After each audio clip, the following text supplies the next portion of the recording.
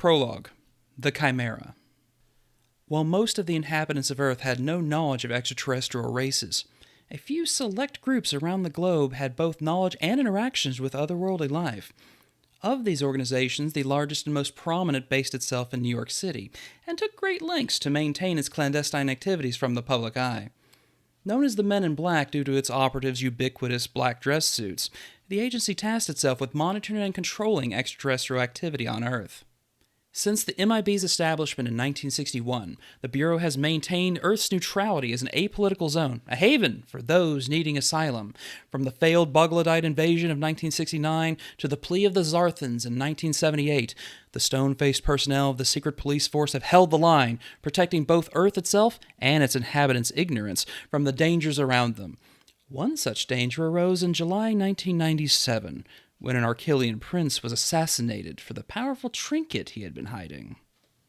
The assassin took the form of an immense insect, a cockroach with proportionate strength and endurance. His claws and talons could easily snap a man in half, but his body had the flexibility to be folded into a smaller form, concealed within a corpse, a grotesque skin suit. His glands could produce a cocooning agent that glued objects together, as well as preserve food hidden in this way. However, these natural abilities were only a sample of the creature's genetic potential. Indeed, his race took many insectoid forms, some possessing wings or stingers, even a potent venom. These different forms were locked inside a caste gene, activated upon incubation to determine the individual's caste and the overall society of its hive. Wings typically depicted royalty, reproduction rights. Venomous stingers represented the soldier type, berserkers born only to defend and to kill. The assassin was chosen from the worker caste, high endurance and survivability in harsh environments. Most expendable. What if all of the creature's potential was unlocked in a single individual, a monster warrior? Could one such being destroy the Men in Black? Conquer Earth? Could an army of such beasts topple a galactic empire? No. A brutally strong monster would not stand against the powers and weaponry of the more advanced races. Among the stars were several different species, some united under the flag of the Galactic Union, protected by its galaxy police. Together, their pooled technology produced not only energy weapons like those wielded by the Men in Black, but also powered armor, thermoptic camouflage, and cybernetic augmentation. And then, one must consider the abilities of the races themselves. A few select species had the ability to summon forth ethereal energies, even to weaponize them. Specifically, the royal family of the Jurai Empire were said to possess a power surpassing that of a god. This power flowed through the bloodlines of the Juraian nobility, giving them the ability to manifest constructs like barriers and bolts of power. Even unarmed, a Juraian nobleman constituted a significant threat at close or long range. Over millennia, the so-called Jurai power was refined and mastered, given discipline through the sword arts of the royal family, harnessed via their organic technology. What could stand against the GP and its weaponry, let alone Jurai and its might? As with many natural phenomena, Jurai's power had an antithesis, a polar opposite. The Universal Science Academy, the GU's academic branch, classified this dark energy as non-normal variety of occurrence, or NVO. Its properties and manifestations mirrored Jurai's might with an antipodal disposition, the two annihilating one another in almost every incident and simulation. In 1896, one such event caught the galaxy's attention, the rampage of a Super A-class criminal codenamed Kane. With all the GP's weaponry, they could not stop Kane as he destroyed planet after planet, murdering those in his path. Only by using the power of the former Emperor of Jurai was the nightmare ended and Kane imprisoned. Sadly, the Emperor died to achieve this great feat.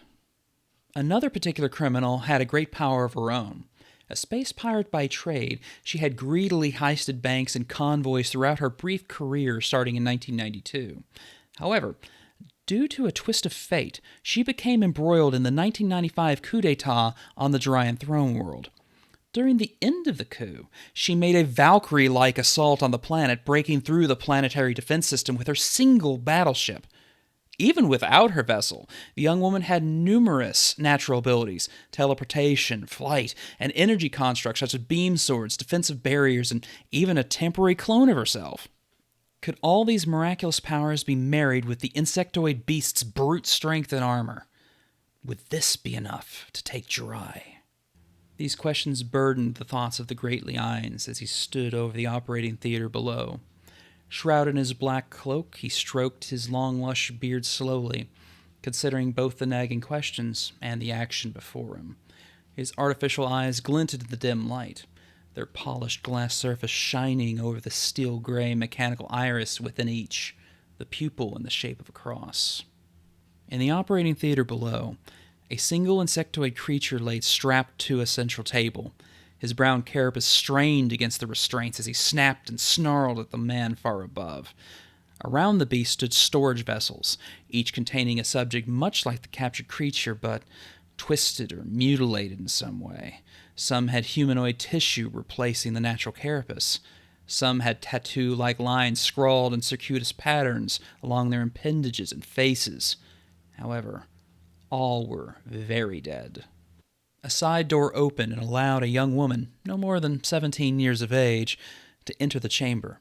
Dressed in a white laboratory coat, she made her way quickly to the creature, her long blonde hair flowing in a vixen's tail behind her and over her elfin ears. Her feline gray eyes followed the monster's struggles, but without expression, distant and empty. The sclera of her eyes pulsed with a vile emerald light as she set to her task, revealing a quintet of syringes from her pockets of her coat.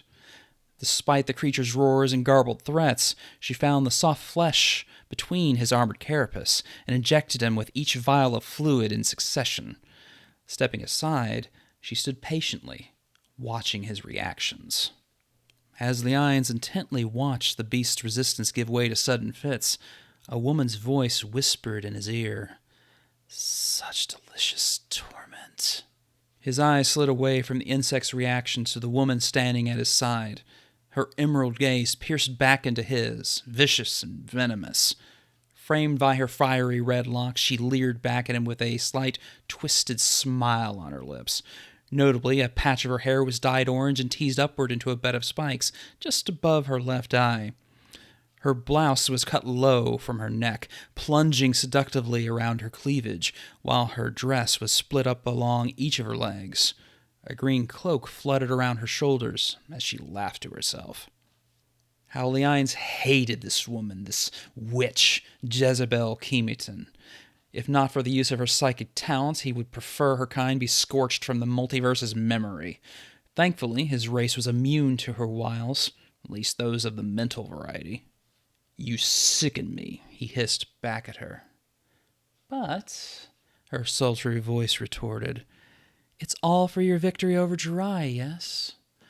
With a quick motion, he clutched the hand she had been snaking under his cloak. Raising her wrist upward, he responded, "Don't forget your place, woman. You are merely a means to an end." She scoffed as her smile widened. "As are we all in the eyes of the gods. Even you." Her words burned in his ears as he scowled, releasing her wrist. His reticle-like eyes lingered on her for a moment before returning to the action below. There, the beast's carapace shifted color to green, while its talons elongated and curved inward, more scythe-like. However, his attention turned to the blonde girl who administered the treatment. "You're sure your control on her is absolute?" he worried. Leaning on a guardrail above the theater, the Kemeton witch gazed down as well. Her eyes burned a deep jade, as did those of the blonde girl below. As one, the two women smiled. "Her will is more broken than it was 2 years ago," Jezebel answered. "Even if her beloved hunter appeared, my connection to her mind would remain unchanged." "And my army?" As both watched, the insect's mandibles reconfigured themselves to match the changes of his talons and carapace, gradually resembling more a mantis than a roach. His eyes grew increasingly weary from the metamorphosis occurring within his body. "This bug seems to be taking to the genetic treatment far better than the other subjects," Jezebel stated. "The girl's hypothesis about Ryo energy would seem to be correct." "Can it be controlled?" Leines demanded. Insulted, the witch curled her lip and retorted, "Keep in mind who I am. I can ensure his loyalty." "Then have it prepared and sent to Earth as planned. I want to see how it fares in combat." As he spun away to leave, Jezebel called back to him once more, "And if he should fail?" "Have the gynoid at the ready. She, at least, has proven reliable." The malicious telepath took a sweeping bow, mocking her reluctant ally. "Of course, King Leines the Great." His teeth ground behind his lips as he vanished from her sight. As Jezebel stood there alone, her jade eyes turned back to the blonde girl below, who gazed up at the unspoken command of her mistress. "Good work, young Nershiro."